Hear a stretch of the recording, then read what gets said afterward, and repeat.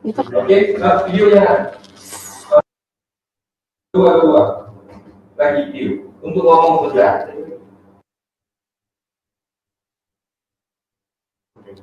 Oke, sebentar.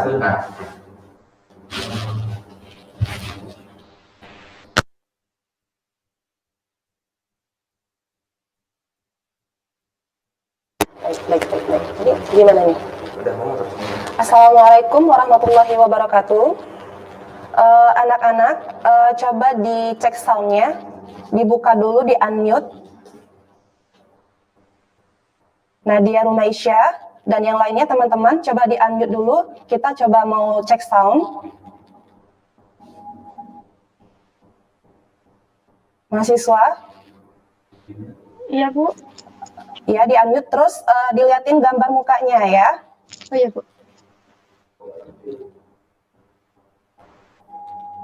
Kameranya jangan di off, oke? Kameranya jangan di off. Coba cek sound dulu semuanya. Assalamualaikum gitu. Assalamualaikum.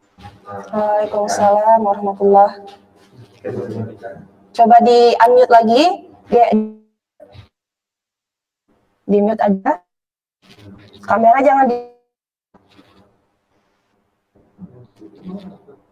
Berapa orang partisipan kita? 5 orang.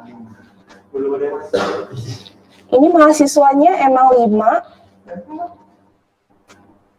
Di ini prodi gizi yang semester 5. Apa emang 5? Nadia Rumaisya, berapa orang kita mahasiswanya, Nak? Tadi ada beberapa yang itu, Bu, yang katanya jaringannya bermasalah. Gimana? Coba ada yang jaringannya nggak kedengeran? Kata mereka ada jaringannya yang bermasalah, Bu. Jaringannya nggak stabil ya? Iya, Bu. Oh, minta tolong ini ya. Segera gabung, kita mau belajar ini ya, e-learning ya. Oh iya, Bu. Oke. Kasih ya.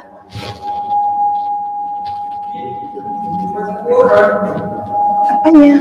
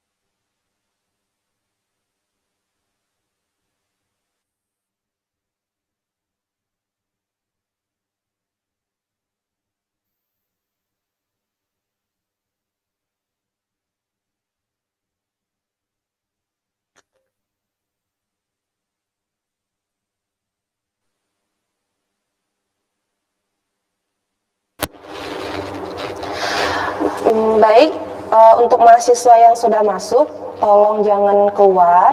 Kita coba tunggu teman-temannya untuk bisa bergabung kembali selama 5 menit ya. Tolong Nadia dan temannya dikoordinir kembali ya. Terima kasih.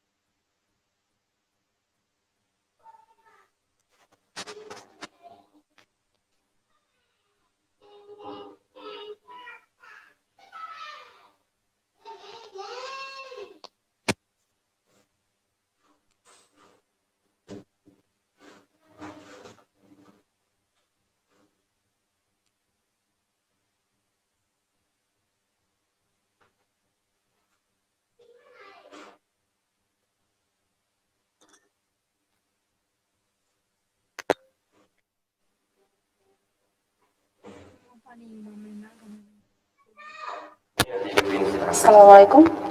Belum.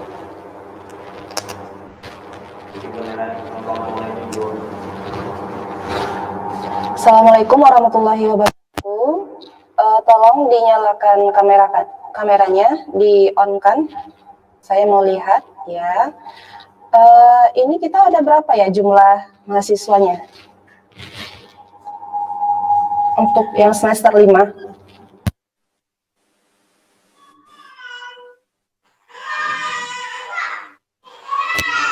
Nabila, ada berapa orang jumlahnya ya?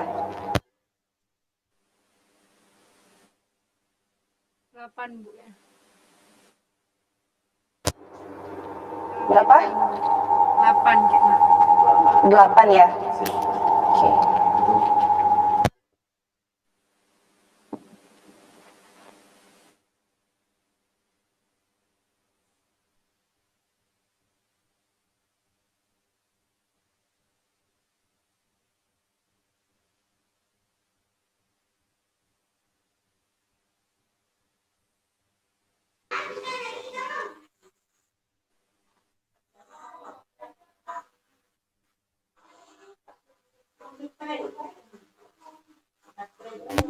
Assalamualaikum warahmatullahi wabarakatuh. Baik, selamat pagi menjelang siang para mahasiswa. Kali ini kita belajar secara e-learning mengenai pendahuluan dan sejarah perkembangan imunologi. Baik, ini perdana saya ya mengajar di kelas ilmu gizi. Salam kenal, nama saya Ibu Sahbainu Rizki, bisa dipanggil dengan Ibu Kiki. Nanti kalau insya Allah ada pertemuan atau ada kesempatan lain, bisa kita kenal lebih lanjut lagi ya. Baik, di sini yang hadir ada Nadia Rumaisyah, ada Linawati, kemudian ada Nabila Ayuriska, baru itu ya, dan ada siapa lagi? Tolong itu Ibu Lina suaranya di mute ya. Oke, baik, terima kasih. Baik, di sesi ini saya perlu jelaskan sedikit di mata kuliah saya. Untuk pertemuan selanjutnya nanti, tolong 15 menit hadir sebelum perkuliahan dimulai, ya. Dan walaupun kita memang belajar secara e-learning, tetapi kita harus mematuhi etika ya. Pakai etika juga ketika kita belajar ketemu sama dosen ya. Jangan nanti belajar e-learningnya nggak tatap muka, kalian lihat saya tapi di sebelahnya ada nonton drakor gitu misalnya kan, atau di sebelahnya lagi nyulam kain atau lagi iris bawang atau gimana. Nggak ya, fokus ya, kita belajar. Namanya belajar itu menimba ilmu. Kalau setengah-setengah ya nggak berkah insya Allah nanti ilmunya ya. Oke, kita mulai. Di sini masuk pendahuluan dan sejarah perkembangan imunologi. Saya mau tanya sebentar nih. Nanti kalau saya bertanya di forum, jangan ini ya, jangan tidak aktif ya. Ini bukan di kuburan soalnya ya kan. Kalau di kuburan tadi agak ini horor sedikit. Baik. Nah, di sini diharapkan setelah belajar mengenai imunologi dan sejarah perkembangannya, mahasiswa mampu menjelaskan dasar-dasar imunologi yang berkaitan dengan bidang gizi khususnya. Kemudian, mahasiswa mampu menjelaskan mengenai dasar-dasar imunologi itu seperti apa, dan menjelaskan mengenai perkembangan sejarah imunologi itu sendiri. Oke. Nah, mengapa sih penting untuk belajar imunologi, Bu? Gitu kan. Dan seberapa penting ya imunologi ini berperan di bidang medis, gitu ya. Kalau boleh saya tanya nih, imunologi, apa yang ada di pikiran Ananda sekalian? Imunologi itu apa sih? Atau pernah dengar nggak imunologi itu apa? Coba di unmute kan, biar kita aktif belajarnya. Nadia, Bu Lina, Nabila, pernah dengar bahasa atau kata imunologi itu apa sih gitu? Pernah dengar nggak? Ya, Nadia Rumaisyah? Mungkin Bu, ilmu yang mempelajari tentang imun dalam tubuh kita. Imun Ilmu yang seseorang. mempelajari tentang apa? Imun Kencangin seseorang. suaranya. Imunitas. Ilmu yang mempelajari tentang imunitas kita. Iya, bagus. Ilmu yang mempelajari tentang imunitas. Nabila, gimana responnya? Imunologi itu apa kira-kira? Sebelum kita belajar lebih lanjut nih. Nanti jangan-jangan nggak pernah dengar atau baru ini perdana dengarnya. Imunologi itu apa? Gimana? Pernah dengar? Imunologi, imun. Asal katanya imun. Masa nggak pernah dengar sih? Anak gizi udah semester 5 loh. Gimana? Jangan di unmute. Coba dibuka itu suaranya. Ibu mau dengar. Jangan di unmute. Kekebalan dalam tubuh, Bu. Gimana suaranya nggak kedengeran? Coba agak dikencangin suaranya. Iya, ini mahasiswanya cantik-cantik, yang kecil-kecil suaranya. Yuk. Tentang kekebalan dalam tubuh. Gimana? Kekebalan dalam tubuh. Imunologi itu tentang kekebalan dalam tubuh. Kekebalan tubuh, Bu. Kekebalan yang ada di dalam tubuh, kata si Nabila ya. Tadi kata si Nadia mengenai sistem imun yang ada di dalam tubuh ya. Ya, bagus semua feedbacknya, pertanyaan, jawabannya. Baik, kita coba lanjut slide berikutnya ya. Nah, ini dia nih, sebagai mukadimah istilahnya ya. Kenapa tadi penting belajar imunologi? Dan seberapa penting sih Bu imunologi di bidang medis atau di bidang gizi khususnya ya? Nah, dengan memperdalam ilmu mengenai imunologi, tim medis nih kalian misalnya, tim medis kan bukan hanya perawat, bidan, kalian juga kan sebagai nanti nutrisi, sebagai pakar di bidang lingkungan mungkin mendapatkan ilmu dan informasi yang lebih luas lagi, yang lebih universal, yang lebih holistik mengenai penanganan suatu penyakit. Nah, misalnya lagi viral-viralnya nih mengenai pandemi COVID-19 ya. Nah, di mana kita sebagai tim medis, tenaga kesehatan, garda depan, ya, mempromosikan atau memberikan pendidikan kesehatan secara promotif maupun secara preventif, bukan kuratif ya. Kalau kuratif udah bagian dokternya. Mengenai imun itu apa sih pentingnya untuk dipelajari? Imun itu apa sih? Hal-hal yang kecil-kecilnya itu apa sih? Nanti bisa dijelaskan kepada masyarakat gitu ya. Nah, selain itu, tim medis kita ini juga lebih mengerti tentang penelitian dalam imunoterapi. Nanti ada banyak lingkupnya. Ada imunoterapi, ada imunologi berkaitan dengan reproduksi, banyak ya. Dalam menangani misalnya penyakit autoimun. Pernah dengar ya, autoimun? Dan penanganan vaksin untuk penyakit tertentu seperti vaksin yang belum ada nih untuk kejadian pandemi COVID-19.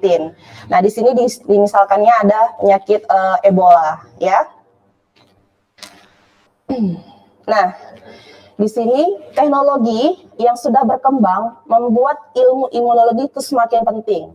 Awalnya imunologi ini ditemukan pada abad 18, jadi masih baru ya. Jadi masih sangat-sangat baru lah dibandingkan dengan ilmu seperti filsafat ataupun ilmu matematika yang lainnya. Ini termasuk bidang ilmu baru ya.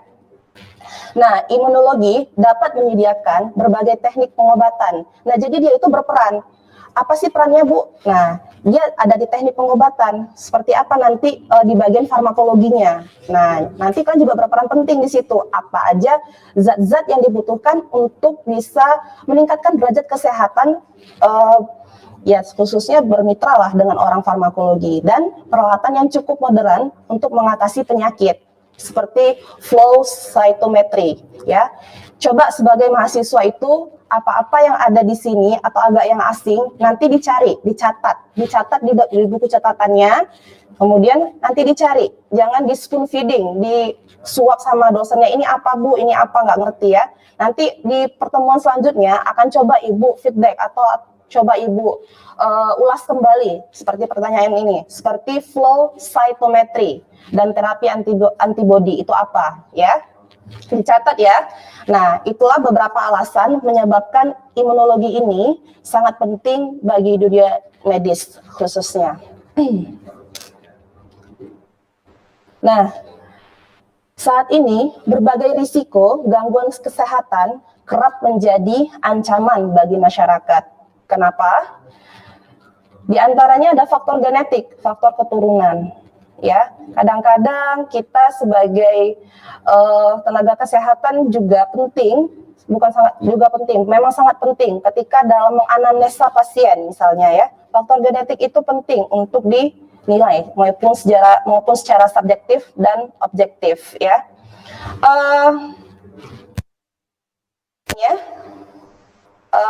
Cara menjelaskannya, cepetan nggak saya? Cara menjelaskannya? Enggak. Bisa kita lanjut ya. Nanti kalau kecepatan bilang ya. Nah, gaya hidup. Gaya hidup menjadi suatu ancaman dalam menurunkan derajat kesehatan ya. Misalnya merokok sembarangan, makan makanan yang tidak bergizi atau makan makanan junk food ya. Terus pola makannya tidak teratur. Nah, itu menjadi suatu threatness atau ancaman bagi kesehatan masyarakat. Nah, itu bisa jadi suatu lifestyle yang buruk ketika kita mengadopsi lifestyle yang memang tidak benar gitu ya. Nah, itu bisa menjadi risiko gangguan kesehatan. Nah, selain itu, pentingnya sistem imun tubuh juga berpengaruh terhadap kesehatan seseorang. Jelas, sistem imun tubuh adalah sel pada tubuh yang melindungi tubuh dari berbagai gangguan kesehatan ya. Nanti kita akan insya Allah di pertemuan selanjutnya membahas mengenai sistem imun tubuh ya. Nah, saya jelaskan sedikit, ini ada pendahuluannya. Sistem imun tubuh saat ini banyak dipelajari untuk mengatasi gangguan tubuh maupun memperkuat tubuh itu sendiri. Nah, ilmu inilah yang dikenal sebagai imunologi, di mana sistem imun tubuh ini, saya ulangi kembali, saat ini banyak dipelajari untuk mengatasi gangguan tubuh maupun memperkuat imun tubuh sendiri. Tadi udah Nabila bilang, Nadia Rumaisya juga bilang tentang imunologi, ilmu yang mempelajari tentang sistem imun yang ada di dalam tubuh, bagaimana terjadi gangguannya, maupun bagaimana cara meningkatkan sistem imun, apa aja sih yang dipelajari di dalam situ. Nah, itu semua akan dipelajari di dalam imunologi ya. Ilmu ini dikenal sebagai imunologi, selain itu mempelajari sistem imun tubuh. Imunologi juga menjelaskan tentang gangguan kesehatan yang disebabkan oleh sistem imun tubuh itu sendiri. Jadi sistem imun tubuh kita ini, kalau bisa dijelaskan sedikit, dia itu ada dua ya, ada yang bersifat alami dan ada yang bersifat adaptif gitu. Nah, jadi dia kadang-kadang bisa merusak atau mengganggu sistem hemostatis atau ketidakstabilan, keseimbangan tubuh kita sendiri. Nanti kita pelajari lagi lah mengenai itu. Ini hanya sebagai pendahuluan aja dulu ya. Nah, perannya apa sih Bu? Tadi ada di peran sebagai di tenaga medis. Kalau di kesehatan manusia apa aja sih Bu? Nah gini, sebuah penelitian imunologi mencoba menemukan sejumlah penyakit. Ada banyak penyakit nih, nah kan, yang disebabkan oleh gangguan dan disfungsi sistem imun itu sendiri. Nah, penelitian ini juga berupaya menemukan terapi dan penanganan terbaru. Saya jelaskan tadi kan, kalau imunologi itu dia bermitra dengan farmakologi, dengan reproduksi juga bisa, dengan ilmu lain juga bisa, ya, untuk menyembuhkan penyakit yang berhubungan dengan imunitas. Nah, beberapa jenis penyakit terkait disfungsi sistem imun bisa diatasi dengan pendekatan imunologi. Itu antara lain seperti alergi, ya, ada penyakit asma, kemudian penyakit autoimun dan kanker, ya. Jadi kalau alergi itu memang kerap kaitannya dengan sistem imun, ya. Sistem imun kita ada yang terganggu, ada yang disfungsi dia, jadi kita ada alergi. Nah, kadang-kadang kan kalau kita makan yang misalnya makan udang nih, saya alergi terhadap seafood nih, jadi agak gatal-gatal. Nah, di sistem imun tubuh kita itu berarti ada yang disfungsi dia, selnya. Nah, maupun itu sel limfa, sel B, sel T-nya. Nah, di situ ada nanti kita pelajari lagi, ya. Nah, tadi ini peran imunologi. Di pemeriksaan imunologi ada tes antibodi. Nanti di pertemuan selanjutnya coba dicari tes antigen. Coba dicatat, tes antigen itu apa? Ya. Tadi ada flow cytometry, udah 2 tadi ya. Flow cytometry coba dicatat, itu apa artinya? Dicari ya. Terus tes antigen itu seperti apa? Nanti Ibu tanyakan kembali di pertemuan berikutnya, itu harus Ananda pahami. Nah, ini tes antibody ini dilakukan untuk mengambil sampel darah atau air liur. Ya, bisa dibaca di sini. Dalam beberapa kasus, tes ini dapat menentukan diagnosis penyakit tertentu. Jelas. Misalnya dari darah kita bisa menentukan penyakit ini, oh ternyata penyakit autoimun. Dari air liur kita bisa menentukan, oh ternyata ini ada disfungsi di dalam selnya gitu ya. Nah, jika pemeriksaan terhadap antibodi suatu penyakit memberikan hasil positif, maka orang tersebut sedang atau pernah menderita penyakit tersebut ya. Pemeriksaan antibodi umumnya dilakukan untuk mendiagnosis penyakit infeksi dan penyakit autoimun. Cari ya tadi tes antigen ya. Besok saya tanyakan, harus sudah paham. Nah, imunologi. Apa sih itu arti imunologi? Ya, nah di sini di dalam bahasa Inggris dari beberapa literatur yang sudah saya rangkum, suatu studi yang ini ya, yang ada di dalam tubuh kamu, yang menemukan cara untuk bagaimana dia itu dapat atau memberikan pertahanan bagi para antigen atau patogen yang dapat merusak tubuh. Ya, seperti itu. Bagaimana dia mempertahankan tubuh kita ini supaya tetap sehat, bebas seperti terpapar dari misalnya dari gangguan-gangguan yang dapat menyebabkan tubuh kita itu menjadi lemah, ya. Nah, a study of two ways your ways body maintains health despite repeated assaults by the environment around you.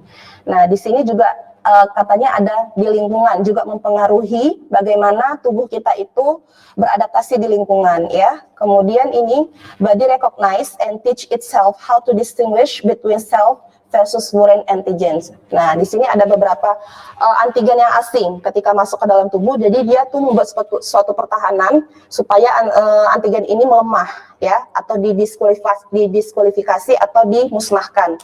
Seperti itu. Nah, lanjutan. Imunologi merupakan ilmu yang turut mempelajari berbagai aspek sistem imun. Nih, dilihat ya, ketika Ibu menebalkan suatu tulisan, membold suatu tulisan, atau fontnya berubah, berarti di situ ada suatu hal ya yang penting, sistem imun, berbagai aspek di sistem imun, dan sejumlah bentuk gangguan di sistem imun. Nah, ilmu ini termasuk ke dalam ilmu yang baru berkembang, seperti saya jelaskan tadi di depan, baru ditemukan pada abad 18 ya. Ini disebut si Edward Jenner ini adalah bapak imunologi ya, perlu diketahui di tahun 1796. Nah, diawali dia menemukan vaksin ketika itu, ada suatu wabah. Nah, jadi dia menemukan vaksin. Nanti kita bahas di sejarah perkembangan imunologi.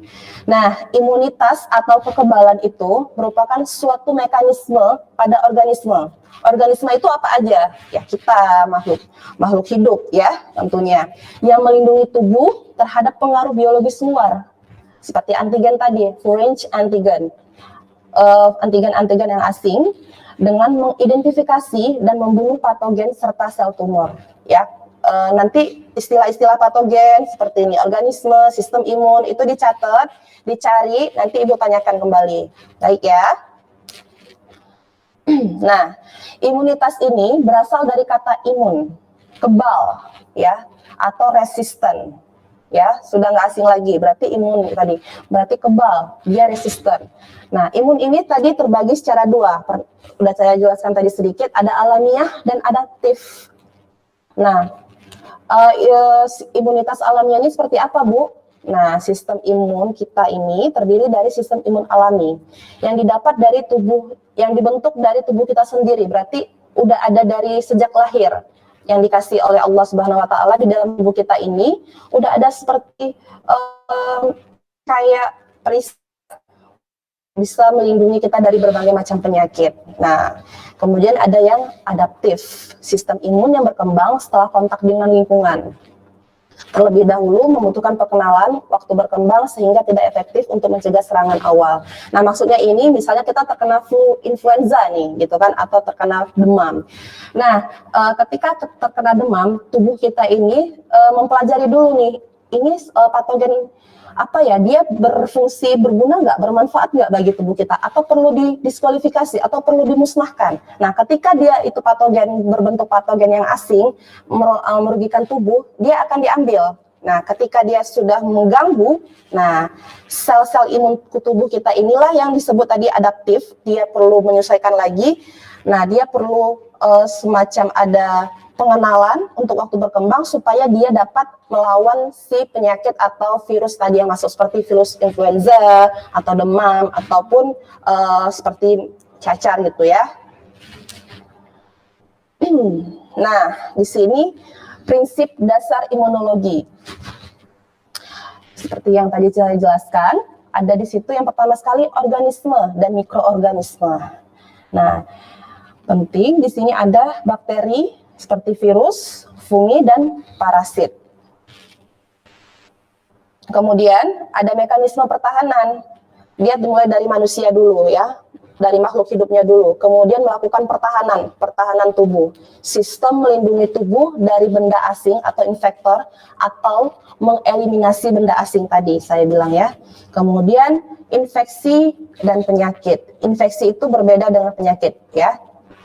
Kemudian ada sistem imun yang dipengaruhi oleh sel, kemudian ada berbagai faktor yang sel-sel itu berfungsi sebagai untuk perisai di dalam imunologi itu sendiri. Kemudian ada lingkungan.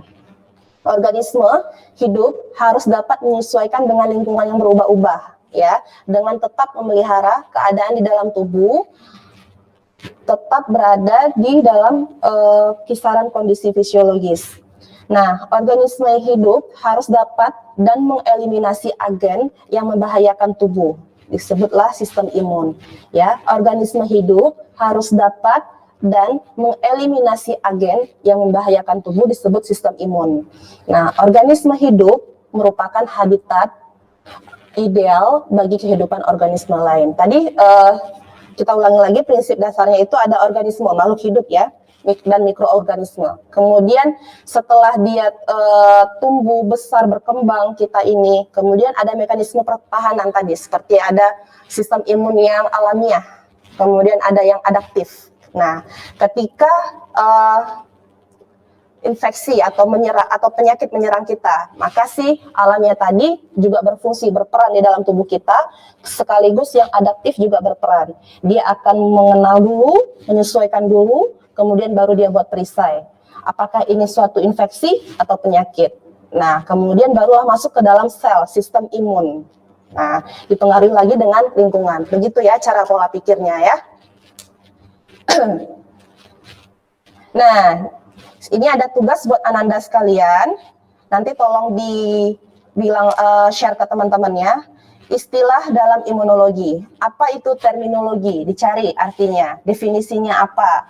Ya, antigen, imunigen, antibody, imunoglobin, interleukin, cluster differentiation atau sitokin. Nah, ini semua istilah-istilah yang kerap sekali muncul dalam imunologi. Nanti saya harapkan Ananda tidak hanya mencari, tapi dipahami juga ya mengenai istilah-istilah ini supaya tidak asing lagi. Nanti ketika di luar terminologi apaan ya gitu, nggak paham. Padahal udah dipelajari, ya kan?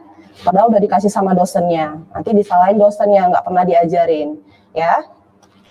Jadi dicari, dicatat. Yang dari tadi Ibu bilang dicatat itu benar-benar dicatat, dicari, jangan nggak dicari, ya. Nah, kita masuk ke sejarah perkembangan. Sebelum masuk ke sejarah perkembangan, apakah ada pertanyaan daripada Ananda sekalian? Saya mohon ada pertanyaan lah ya, supaya kita itu bisa saling men-share ilmu kita. Mungkin saya di sini duduk karena saya lebih tahu Mungkin Ananda juga lebih tahu daripada saya. Bisa kita share ilmunya. Kalau ada yang kurang, kalau ada yang tidak paham dari saya, mungkin nanti kita bisa belajar lagi ke depannya. Ya, coba diaktifkan bagi yang mau bertanya, bertanya dulu ya.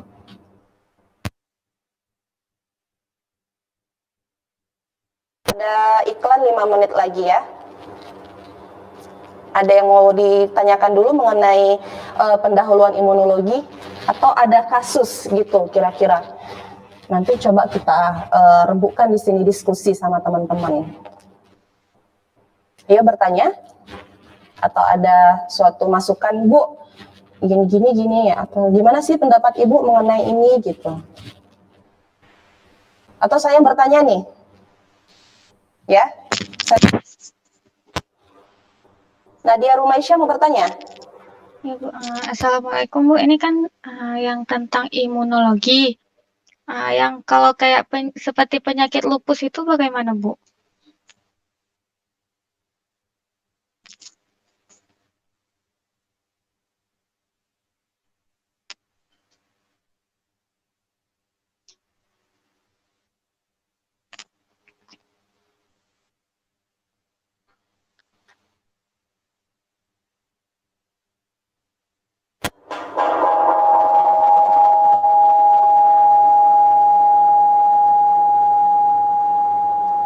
Ya, silakan bertanya Nadia. Assalamualaikum. Ini Bu, maaf Bu, kan ada tiap kasus penyakit lupus Bu. Itu apakah itu termasuk juga penyakit imun? Bagus sekali ya pertanyaannya. Lupus, penyakit lupus itu memang ada kaitannya dengan sistem imun kita. Dia menyerang sistem imun ya, sel-sel seperti yang ada di dalam imun kita. Nah, jadi penyakit lupus ini kan udah ada sejak lama ya kan. Memang jadi kalau boleh kita tahu dia menyerang sistem imun. Nah, kembali lagi kepada diri kita sendiri. Cara memperbaiki, cara meningkatkan sistem imun itu ada apa aja gitu ya. Nah, seperti itu kira-kira. Ada yang mau di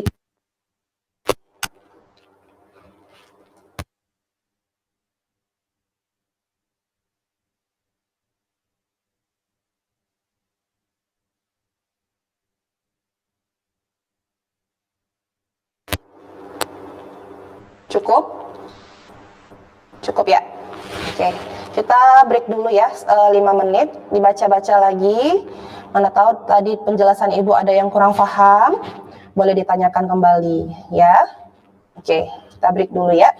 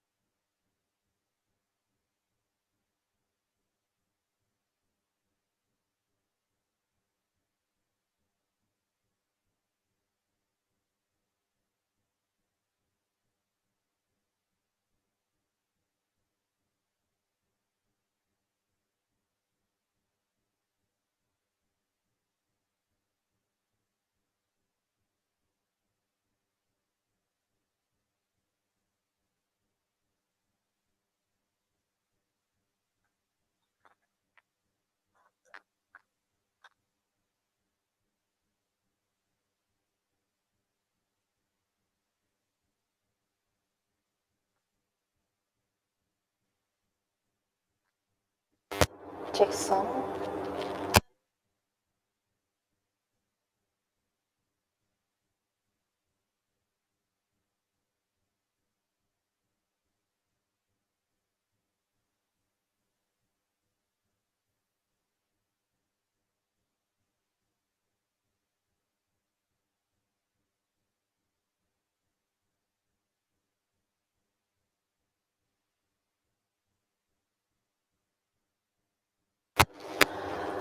Baik, anak-anak ibu sekalian, kembali lagi kita dalam program e-learning dalam imunologi gizi. Kita lanjut kembali ya setelah break beberapa saat tadi.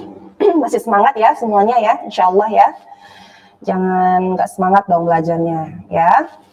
Nah, tadi udah dalam pendahuluan mengenai imunologi gizi, imunologi, apa itu imunologi, bagaimana perannya di dalam bidang kesehatan maupun dalam medis, ya sudah kita pelajari tadi, sudah kita bahas sedikit ya, sedikit mengenai kulit luarnya. Nanti Ibu harapkan Ananda sekalian ini mahasiswa gizi semester 5 lebih banyak lagi membaca ya. Jadikan membaca itu sebagai suatu kebutuhan, bukan sebagai suatu hobi gitu ya. Sebagai suatu kebutuhan kalau kita perlu sekali membaca. Ya, sebelum masuk sejarah perkembangan imunologi gizi, ada tugas nih, Ibu kasih tugas ya, buat para mahasiswa. Di sini nanti yang belum bergabung, teman-temannya, tolong diinfokan ya kepada teman-teman yang lain.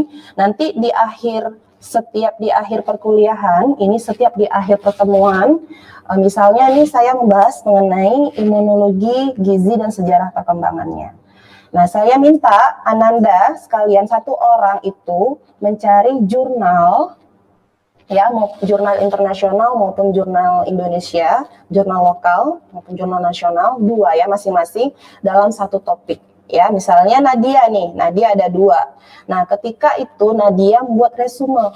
Ya, nanti bisa dikonsultasikan ke saya. Nanti ada nomor HP-nya, nomor HP saya minta di bagian akademik, ya. Nah, bisa dikonsultasikan, Bu. Ini ternyata yang di dalam jurnal ini mengenai imunologi sudah ada ini, Bu. Upgrade ilmunya udah mengenai ini. Nah, nanti kita buat di akhir perkuliahan, di perkuliahan saya, nanti ini kan ada 2 tim ya. Saya dengan Ibu Mutia Paradiba, insya Allah. Nah, nanti di perkuliahan saya ini, kalian itu nggak hanya dapat softnya aja atau gimana gitu, tapi ada dapat secara hardnya ya, nanti mengenai dari imunologi maupun dari sistem imun. Pokoknya dalam perkuliahan saya itu ada satu bundle ya, satu hard, nanti bisa kalian baca gitu ya, bisa jadi bahan acuan ketika nanti mau penelitian. Nanti sebentar lagi mau cari-cari judul kan, mana tahu. Nah, nanti dari imunologi gizi ini bisa ada ngambil judul tentang imun, ya kan? Jadi nggak perlu lagi capek-capek atau menyingkat waktu ketika mencari referensi di luar udah ada banyak jurnalnya yang ditemukan. Karena dalam menyusun tulisan itu, suatu karya ilmiah, skripsi, itu memang sangat diperlukan atau referensinya itu sangat bagus ketika kita mengambilnya dari jurnal-jurnal yang udah diakui di internasional ya, begitu. Jadi dicatat ya nanti ya di setiap ini nanti ada 2 jurnal. Nanti berarti di pekan depan ketika kembali ke saya, ketika di pertemuan saya lagi udah ada dikumpulkan ya. Berarti Rabu, berarti Selasa itu udah ada 2 jurnal, bisa di-download, nanti ditaruh di share ke saya, bisa via email saja ya. Nah, di situ nanti kalian udah buat resumenya ternyata ini. Nah, begitu ya. Jadi kalian membaca gitu, nggak ketinggalan zaman. Udah terupdate kah ilmunya gitu. Ya, baik, kita masuk ke sejarah perkembangan imunologi. Ternyata imunologi ini dia berkembang, ada sejarahnya. Dari mana sih asal muasalnya? Pertama sekali, kenapa sih bisa ada muncul suatu ilmu yang di bagian imunologi ini? Apa yang menyebabkan pencetusnya? Siapa? Gitu ya. Di tahun berapa? Nah, kita belajar lebih lanjut mengenai di sini. Ya, Bismillahirrahmanirrahim. Nah, ini dia. Imunitas pertama kali diketahui saat terjadi wabah di Athena ya, pada tahun sebelum Masehi ini, 430 Masehi. Di sini ada seorang peneliti ya, kita masuk di sini peneliti lah dia. Pada zaman itu banyak sekali filsafat dan peneliti pada saat itu lahir.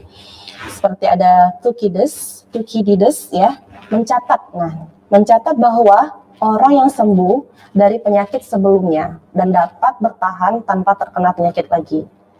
Nah, itu ya. Nah, lambat laun diciptakanlah istilah immunity.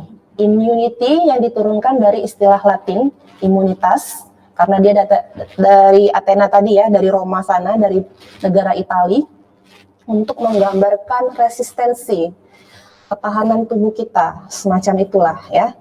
Nah, pada abad ke-10, dokter dari Iran, Al-Razi, merupakan orang yang pertama yang membedakan antara cacar atau smallpox ya. Harus terbiasa dengan istilah-istilah smallpox gitu ya, istilah lain supaya kalian lebih familiar aja ya. Misalnya Ibu bantu di sini seperti campak ada measles gitu ya. Dan juga mencatat si Al-Razi ini, si dokter tadi dari Iran, kemungkinan teori pertama tentang imunitas dapatan atau acute immunity pada abad ke-11, dokter dan filsuf bernama Ibnu Sina, terkenal ya, Ibnu Sina ini di mana-mana udah ada rumah sakitnya ya, juga mengusulkan teori lebih lanjut untuk imunitas dapatan. Maksudnya imunitas tadi yang secara adaptif maupun secara alamiah, gitu ya.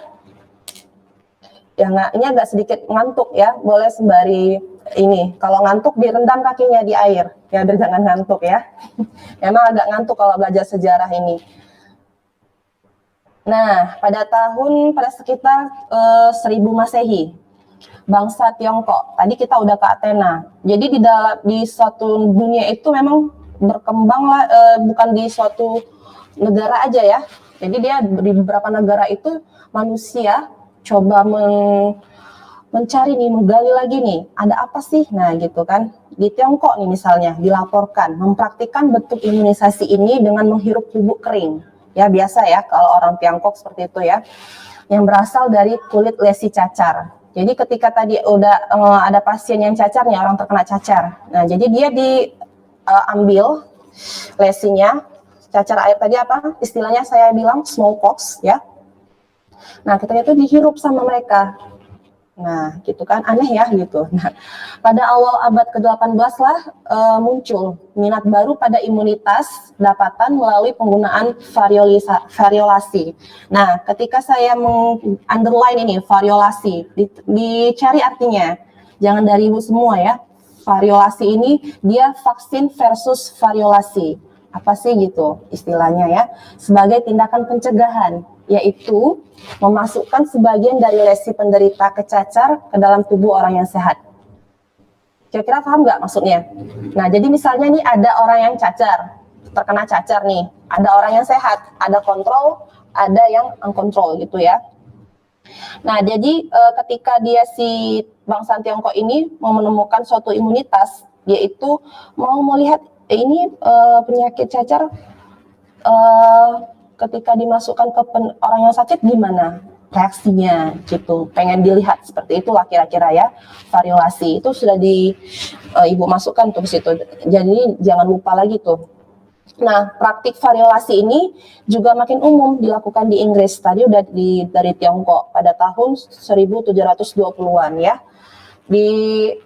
oleh Mary Wortley Montagu, istri duta besar Inggris pada saat itu untuk Konstantinopel, yang sekarang Istanbul ya, yang ada di Turki.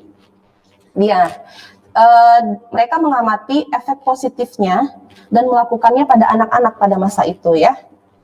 Nah, pada tahun 1798, si Edward Jenner, tadi saya bilang bapaknya imunologi ini, mulailah dia mempublikasikan hasil vaksinasinya yang pertama, yaitu dengan menggunakan dari penderita cacar sapi, macam-macam ya, ada cacar sapi, cowpox, pada saat itu terkena mungkin suatu pandemi cacar sapi pada orang-orang yang di sekitar tempat tinggalnya si Edward Jenner ini, kemudian disuntikkan kepada seorang anak bernama James Phipps ya. Ini banyak sekali ya ternyata ya asal mula dari imunologi itu seperti apa. Ada yang mencoba memasukkan lesi cacar ke dalam tubuh orang yang sehat, kemudian ada menggunakan nanah ya, nanah dari penderita cacar sapi dimasukkan ke tubuh anak yang sehat, gitu ya, macam-macam ya. Nah, pengamatan, kelihatan nggak sih? Pengamatan imunitas dapatan berikutnya diteliti oleh Louis Pasteur. Kalau dari lihat namanya seperti dari orang Prancis ya, pada tahun 1880 tentang vaksinasi dan pembuktian teori kuman penyakit. Nah, nanti dibaca nih, Louis Pasteur ini seperti apa sih vaksinasi yang dikembangkan seperti itu. Teori kuman penyakit apaan ya gitu. Coba sebagai mahasiswa itu minat bacanya tuh tinggi ya. Teori kuman penyakit, Ibu menjelaskan sebagai kulit luarnya aja nih. Nah, sebagai mahasiswa, udah mahasiswa, jangan disuap lagi, coba dicari lagi. Teori kuman penyakit seperti apa ya gitu. Nah, teori tersebut menyatakan bahwa penyakit disebabkan oleh mikroorganisme. Tadi Ibu bilang kan, ada prinsip imunologi, ada organisme, ada mikroorganisme. Nah, dan teori ini merupakan perlawanan dari teori penyakit pada saat itu. Orang-orang mungkin beranggapan kalau penyakit itu suatu sihir. Nah, pada saat itu ya, udah pada zaman itu mungkin. Nah, seperti teori miasma pada misalnya, menyatakan penyakit disebabkan oleh uap atau kabut yang beracun yang diyakini terdiri dari partikel-partikel dari bahan pembusuk dan dapat diidentifikasi dengan baunya yang busuk. Nah, pada saat itu nih, misalnya miasma, ada aja gitu ya sebagai kiasan mereka bahwa penyakit itu bukan dari apa-apa gitu Mbak, tapi dari lingkungan misalnya gitu. Memang dari lingkungan, tapi enggak, kadang-kadang enggak masuk logika gitu, seperti itu ya. Nah, oke. Disiplin ilmu imunologi muncul karena adanya observasi secara individual. Tadi seperti orang Tiongkok dari Pasteur ya, dari si bapak imunologi, mereka melakukan observasi penelitian secara mandiri maupun secara individual. Nah, diakibatkan karena adanya penyakit infeksi. Dan selanjutnya, individu yang telah sembuh dari sakit ternyata terlindungi dari penyakit yang sama jenisnya. Seperti itu ya kira-kira imunologi itu disiplinnya. Nah, kalau boleh diulang lagi, Latin, dari bahasa Latin, imunis. Ya, imunis artinya bebas penyakit. Tadi seperti yang udah ke depan-depan atau ke belakang tadi, imunis kekebalan, resisten ya, ketahanan tubuh. Nah, kalau di Inggris immunity artinya terlindung dari penyakit infeksi. Kira-kira seperti itu ya. Ternyata menarik juga ya, dari beberapa ini, dari beberapa sejarahnya, kalau dibaca-baca lagi, Ananda sekalian, ternyata sangat wow, seperti ini ternyata perkembangan dari sejarah perkembangan imunologi itu sendiri. Macam-macam ya, dari coba dibayangkan Ananda sekalian dulu di sana. Cacar sapi loh, ada cacar sapi itu dimasukkan ke dalam tubuh seorang anak. Gimana itu reaksinya gitu ya. Oke, kita break dulu sebentar.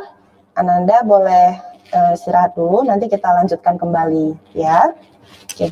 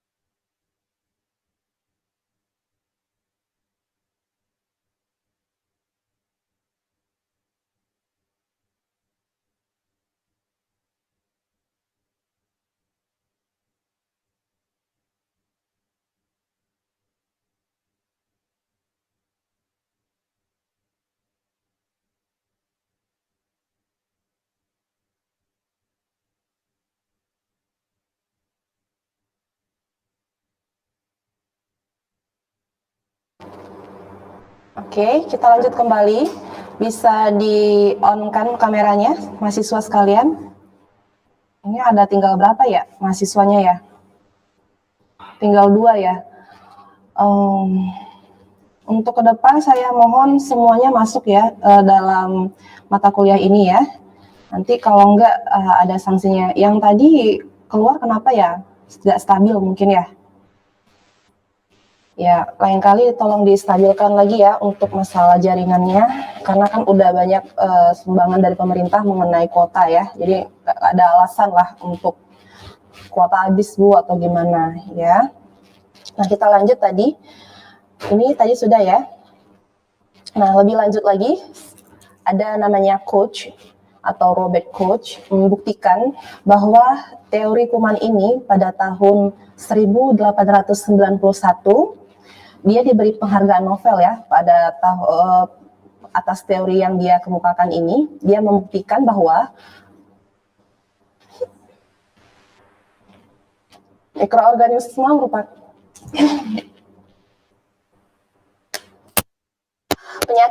penyebab dari penyakit infeksi itu sendiri ya. Jadi yang ada namanya patogen, parasit, kemudian virus, bakteri. Nah itu dari penyebab penyakit. Ternyata memang benar penelitiannya itu ya, sampai dia mendapatkan penghargaan Nobel pada tahun 1905. Ya, mikroorganisme tadi apa? Saya bilang ada seperti parasit ya, virus, kemudian ada bakteri, patogen seperti itu ya. Hal-hal yang memang antigen kayak tadi foreign antigen yang dapat merusak sistem imunitas kita.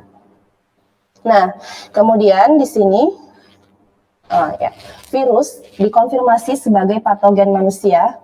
Udah mulai dikonfirmasi nih, udah mulai di up ya, seperti itu, di-hype-kan lah, dikenalkan seperti itu. Dikenalkan virus itu dikonfirmasi sebagai patogen manusia pada tahun itu dia baru dijelaskan kalau virus itu sebagai patogen manusia yang dapat merusak sistem imunitas tubuh kita dengan penemuan virus yang adanya demam kuning pada saat itu ya, demam kuning oleh si Walter Reed ya. Nah, imunologi ini mengalami perkembangan yang luar biasa pada akhir abad ke-19 pada penelitian imunitas humoral. Nanti kita belajar itu seperti apa, dan imunitas di perantai sel. Nah, Paul Ehrlich ini mengusulkan teori rantai samping, ini lebih lanjut lagi ya dari teori Nobel tadi, kemudian ada si Paul dari Walter, kemudian si Paul ya menjelaskan bahwa spesifitas interaksi antigen dan antibodi. Nah, kontribusinya dalam memahami imunitas humoral tadi diakui sebagai dia sampai dapat penghargaan Nobel yang saya jelaskan, kemudian bersamaan dengan penghargaan untuk pendiri imunologi seluler seperti si Eli Metchnikoff, seperti itulah ya. Ternyata udah banyak peneliti pada saat ini, berkembang pesat ya. Kita dapat baca di sini udah ada spesifitas interaksi antigen sama antibodi, udah dijelaskan antibodi dan antigen sama antibodi udah mulai dikenalkan di sini ya. Nah, kemudian masuk lagi nih ke sejarahnya. Ada tahap empirik ya. Nah, 3 cara untuk mendapatkan kekebalan nih dari para ahli-ahli tadi disimpulkanlah. Nah, seperti ini. 3 cara untuk mendapatkan kekebalan. Yang pertama itu adalah mitridatisasi ya. Mitridatisasi. Nah, agak sulit ya, mitridatisasi. Di sini jelaskan bahwa kebal dengan imun racun sedikit demi sedikit. Jadi ada pada saat itu, kalau nggak salah saya pernah baca di penemuan imunologi ini, dia ada sampai meminum suatu cairan yang bersifat toksik ya, untuk menguji apakah ketahanan tubuhnya itu teruji dari suatu minuman yang bersifat toksik tadi. Nah, ini ada variolasi, merangsang kekebalan terhadap cacar dengan menggaruk kulit dengan virulensi dari pustula smallpox ya. Ada tadi nanah, tapi dia udah kering. Nah, itu namanya variolasi. Kemudian dari cacar air tadi ya, udah kering. Kemudian dia digaruk. Kemudian serbuknya itu tadi digunakan untuk sebagai penelitian, seperti itu. Kemudian ada vaksinasi, kebal terhadap bibit penyakit yang telah dilemahkan. Ya, vaksin itu adalah suatu antigen ya, antibodi yang memang memang sudah diformulasikan untuk melemahkan virus-virus yang masuk ke dalam tubuh kita. Nah, di sini saya buat variolasi versus vaksinasi. Nah, coba dilihat kembali atau dibaca kembali nanti para mahasiswa, kenapa Ibu buat seperti ini? Apa arti sesungguhnya? Ini kan masih kulit luarnya yang kita bahas ya. Variolasi itu apa? Vaksinasi itu seperti apa? Nah, ini dia tadi Bapak dari para imunologi, Edward Jenner. Kenapa dia disebut Bapak? Dia menggunakan virus cowpox ya. Tadi seperti ada cacar pada sapi, udah masuk ke dalam vaksinnya untuk menginduksi kekebalan tubuh terhadap virus smallpox pada manusia. Nah, ternyata sukses nih semenjak pada tahun 1979. Ini diterbitkan oleh dari WHO sendiri. Kemudian si Robert Koch tadi kita sudah lihat pembuktiannya bahwa penyakit antraks dan penyakit tuberkulosis dibuktikan adalah disebabkan oleh bakteri, bukan virus ataupun dari parasit, tapi adalah bakteri. Nah, di sini dijelaskan bahwa berdasarkan Koch postulus itu penyebab suatu penyakit adalah salah satu dari 4 patogen, ya, virus, bakteri, parasit, dan jamur patogen atau leukosit aktif. Sel darah putih yang aktif ya. Nah, inilah tahap ilmiah diperoleh dengan secara ilmiah. Maksudnya dari beberapa penelitian yang mereka lakukan, observasi secara ilmiah, muncullah lahirlah bagaimana vaksin itu bekerjanya, kemudian bagaimana suatu penyakit itu disebabkan oleh apa, oleh patogen. Nah, seperti itu. Kemudian lebih lanjut lagi nih, semakin berkembang ya. Pada tahun 1961 oleh Julius Bordet, ilmuwan muda, untuk melumpuhkan bakteri. Diperlukan 2 komponen katanya. Komponen apa aja di situ? Perlu kita kenal. Komponen dalam serum imun yang bersifat termostabil, disebut amboseptor atau dikenal dengan antibodi. Nah, di sini adalah serum imun ya, disebut dengan antibodi. Sudah mulai menjelaskan antibodi. Kemudian komponen lainnya bersifat termolabil disebut komplement. Nah, udah Ibu buat di sini antigen, nama bagi semua substansi, yaitu fungsinya atau manfaatnya. Dia berperan seperti apa nih dalam tubuh, membangkitkan ya reaksi atau respon tubuh terhadap antibodi. Itu ya. Nah, kemudian ada Wright and Dulles pada tahun 1903 menemukan serum untuk mempermudah fagositosis dinamakan opsionin atau opsinosi. Nah, ini seperti yang terjadi pada tumbuhan ya, ataupun maupun hewan. Mereka ini menelitinya. Kemudian ada Landsteiner Oppenmeyer 1904 di imunikimia. Sudah mulai membedakan nih golongan darah A, B dan O itu seperti apa. Itu khasnya ya, ciri khasnya. Nah, di Jepang juga tadi sudah ada ya. Di sini dijelaskan menggunakan toksin. Nah, seperti tadi yang saya bilang, dia menggunakan toksin untuk membentuk antibodi ya terhadap imunogen tertentu. Jadi macam-macam ya. Ada yang vaksin kolera sudah ditemukan di sini sama si Louis Pasteur, kemudian Emil von Behring sama si Soru Kitaso ya. Kemudian ada Elich Metchnikoff menemukan adanya envolvement dan degradasi mikroorganisme, penurunan mikroorganisme semacam sel fagosit yang kemudian dikenal dengan makrofag, merupakan pertahanan lini pertama ya. Ini macam-macam ya, ternyata mereka sudah ditemukannya imun alami atau initiate imun. Nah, pada tahap modern seperti yang kita ketahui udah ada di bagian di London ya, seperti GFAP Miller di London, itu berperan sebagai central conjunctimus. Nah, ini conjunctimus inilah nanti dia yang sangat berperan dalam sel imunologi kita, sel imun kita. Nah, maka lahirlah berbagai cabang imunologi seperti yang sekarang ini kita ketahui. Ada Coba bisa Ananda baca sendiri. Di sini ada imunopatologi. Ini kalau patologi patologi, ilmu yang mempelajari itu ya penyakit yang keterkaitannya dengan sistem imun atau genetika. Ada yang salah nih dari lahir sistem imunnya, itu genetika. Imunologi tumor yang imun yang dapat ya secara tidak langsung dia akan membentuk tumor sendiri gitu ya. Ada imunologi transplantasi atau imunitas, banyak macam ya. Tadi saya bilang ada di kimia, kemudian ada di kesehatan reproduksi, banyak macam ya. Kemudian di gizi juga ada. Nah, seperti ini nih tadi, imunobiologi, mempelajari seluler dan molekuler. Ini sebagai gambaran aja ya, kalau imun itu udah banyak cabangnya. Ya, nggak hanya gizi aja, tapi udah di klinik, di reproduksi, kemudian di terapi ya. Nah, seperti di reproduksi, dia berperan untuk bidang ilmu medis yang mempelajari mengenai interaksi antara sistem imun dengan komponen yang berhubungan dengan sistem reproduksi. Ya, bukan sistem reproduksi maksudnya bukan sistem yang bagian vital aja, semua tubuh gitu ya. Nah, lantas Bu, apa sih hubungannya atau keterkaitannya atau ya erat kaitannya enggak Bu gizi terhadap imunitas tubuh? Jelas memang ya.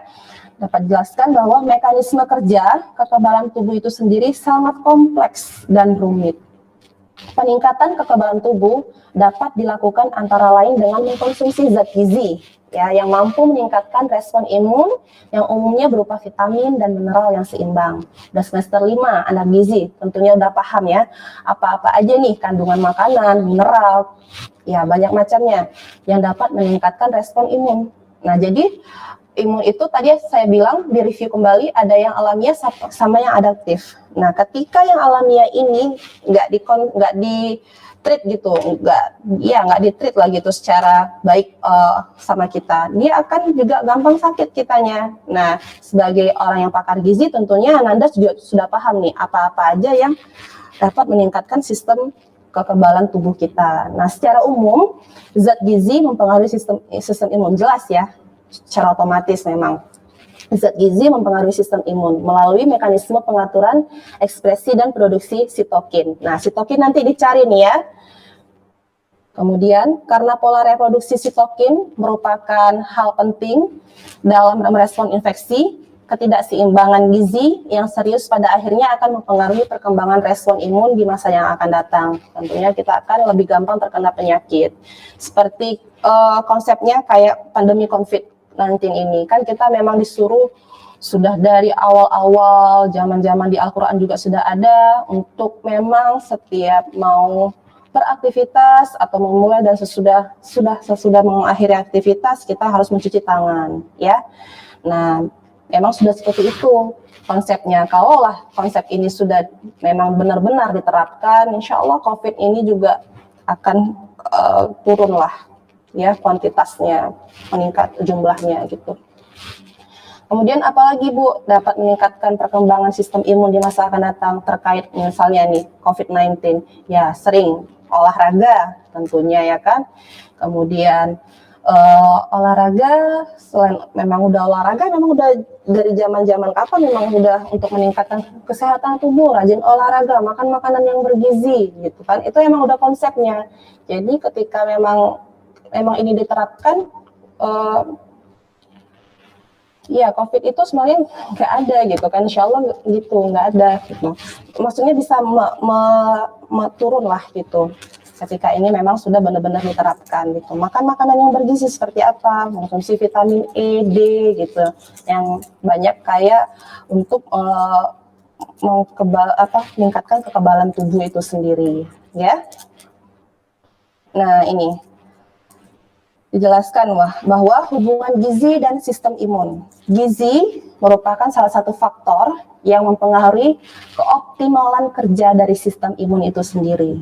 Nah, yang lebih spesifik lagi mempengaruhi sistem imun adalah zat yang terdapat dalam gizi yang mencakup karbohidrat. Nggak jauh-jauh ya, karbohidrat, protein, Kemudian hubungan gizi dengan sistem imun, misalnya ada lemak dan vitamin dan mineral. Nah, protein juga yang paling berpengaruh terhadap kinerja sistem imun, karena dalam sistem imun terdapat protein antimikroba yang melawan organisme secara langsung dan mencegahnya untuk berkembang biak, untuk tidak terjadinya atau terciptanya patogen tadi ya, seperti itu. Baik, saya rasa itu saja. Saya buka sesi pertanyaan ini kepada mahasiswa. Saya mohon untuk bertanya, bisa kita diskusi di sini. Kalau saya tidak tahu, nanti bisa kita lanjutkan ke sesi pertemuannya, karena memang ilmu pengetahuan itu terupdate, mana tahu saya belum tahu, jadi Anda lebih tahu mungkin, jadi bisa kita bahas bersama-sama di sini. Ya, boleh dibuka, di unmute. Dari Ibu Lina mungkin ada yang mau ditanyakan?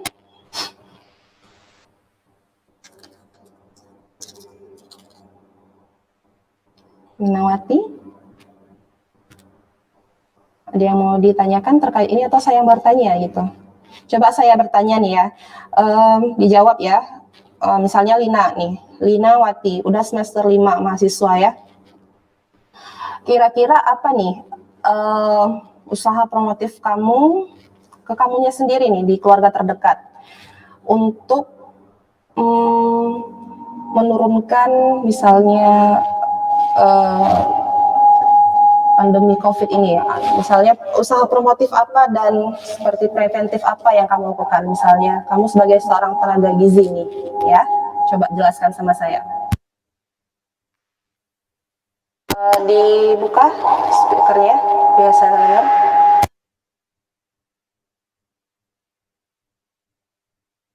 Itu masih di mute, coba dibuka, di unmute ya, jangan dibisukan.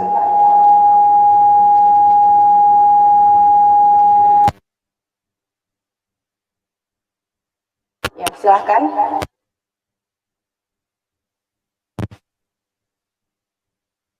Coba sekali lagi. Kenapa? Ibu tadi. Nah, ini Lina kan udah semester 5. Nah, terkait dengan pandemi COVID ini, Lina, bagaimana sih sistematika pemikirannya untuk menurunkan angka kejadian COVID? Misalnya nih, di kita sekitar sendiri aja nih, sama keluarga, orang-orang terdekat gitu ya, dari bidangnya Lina sendiri gitu ya. Coba.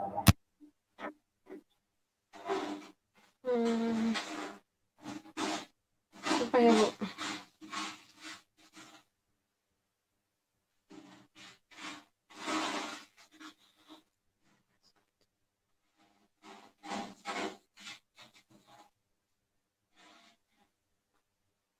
Kan udah semester 5.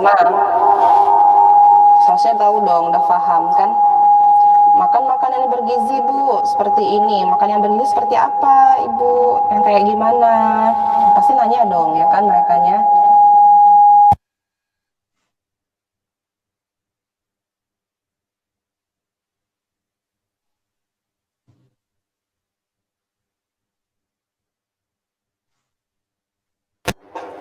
Kenapa nggak bisa jawab? Coba Nadia, gimana tanggapannya Nadia? Mungkin kalau menurut Nadia, bukan, misalnya kalau dari gizinya lebih menyarankan mengonsumsi makanan bergizi, khususnya tuh yang tinggi vitamin E yang kaya akan antioksidan atau yang vitamin D.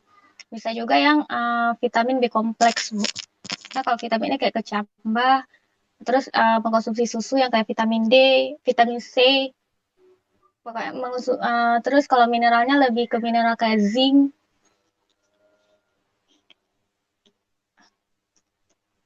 Terima kasih Nadia. Ya memang seperti itu ya Lina ya. Nah, nanti kan mau jadi pakar gizi nih misalnya, masa nggak tahu gitu semester 5, jadi harus tahu. Bagus tadi yang disarankan oleh Nadia, banyak-banyak mengkonsumsi makan makanan yang mengandung vitamin E, D. Itu nggak muluk-muluk dapatnya, misal kita beli gitu, kita bisa dapat dari lingkungan sekitar ya kan.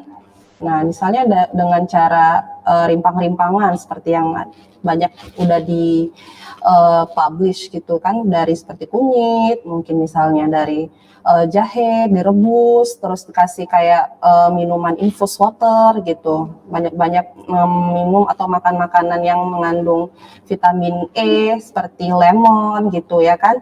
Nah karena itu memang sifatnya untuk mereduce atau mengurangi si patogen tadi atau yang virus tadi itu nggak lama-lama gitu di tubuh kita. Jadi ada suatu semacam tadi saya bilang imunisasi imunologi atau imun yang adaptif yang didapat dari luar gitu ya. Oke, baik, nanti tugasnya dicatat yang pertama satu ya. Masing-masing Ananda harus ada 2 jurnal, kemudian buat resumenya. Nanti boleh dikonsultasikan, Bu, seperti ini enggak? Kira-kira ada masukan enggak, Bu? Nah, boleh dikonsultasikan ke saya. Kemudian, dari tadi istilah-istilah imunologi tadi, ya dicatat, dicari artinya, nanti saya tanyakan lagi di pertemuan, insya Allah kalau ada kesempatan dan waktu kesehatan, di pertemuan pekan depan, di Rabu, di jam yang sama, kita akan coba mereview, memfeedback kembali, apakah Ananda benar-benar serius belajarnya, ya kan? Nanti di akhir perkuliahan kita ada semacam buku lah gitu yang kita bisa atau bundel yang bisa Ananda baca ya, seperti itu. Baik, ada yang mau ditanyakan lagi? Maaf Bu, ini untuk tugas jurnal kan masing-masing materi yang udah dipelajari Bu. Terkait tugas, nanti jurnalnya cari mengenai imunologi aja. Nah, misalnya nanti pekan ini kan kita belajar imunologi nih, cari keterkaitan jurnal yang mengenai imunologi. Nanti di pekan depan kita belajar dengan sistem imun. Nah, sistem imun, cari lagi jurnal-jurnal yang terkait sistem imun. Tahunnya tahun terbaru ya, jangan tahun 2014. Cobalah cari tahun yang terbaru, 2019. Cobalah untuk mencari dari luar negeri gitu, bisa terbiasa Anandanya paham dengan bahasa Inggris atau bahasa asing gitu ya. Nanti nggak kagok lagi ketika nanti mau menyusun jurnal di skripsi ataupun insya Allah kalau ada rezeki lanjut lagi ke tesis gitu ya. Gimana Nadia, Lina, paham? Nanti disampaikan tolong ya nak ke teman-temannya ya. Ada yang mau ditanyakan lagi terkait tugasnya? Ya, dicatat. Tadi yang Ibu bilang tadi ada istilah-istilah baru, dicatat, dicari artinya. Nanti suatu ketika Ibu tanya gitu kan, bisa jadi ada nilainya buat kalian nanti ya. Itu bukan buat Ibu, itu buat kalian. Biar kalian tuh lebih familiar. Apa nggak cuman ngomong-ngomong aja kita di sini. Ada yang didapat lah ilmu yang Ibu ajarkan ini. Ya, oke. Bisa kita tutup pertemuan ini. Ada yang mau tanyakan lagi? Kok yang kurang paham? Nanti di pertemuan selanjutnya tolong bilang ke temannya 15 menit sebelum perkuliahan Ibu itu harus hadir. Ya, itu ada 8 orang kan? Sayang kalau nggak masuk kuliah, sayang. Ini kita udah belajar, kemudian nggak ada fokus, nggak masuk lagi gitu ya. Oke, kalau nggak ada yang mau ditanyakan, saya tutup pertemuan kali ini mengenai imunologi dan sejarah perkembangan imunologi di e-learning kali ini. Sudah? Sudah ya. Oke, baik. Saya mohon maaf apabila ada kekurangan. Wabillahi taufiq wal hidayah. Segala kekurangan milik Allah, segala kekurangan manusia, datang kesalahannya dari manusia juga. Assalamualaikum warahmatullahi wabarakatuh. Oke,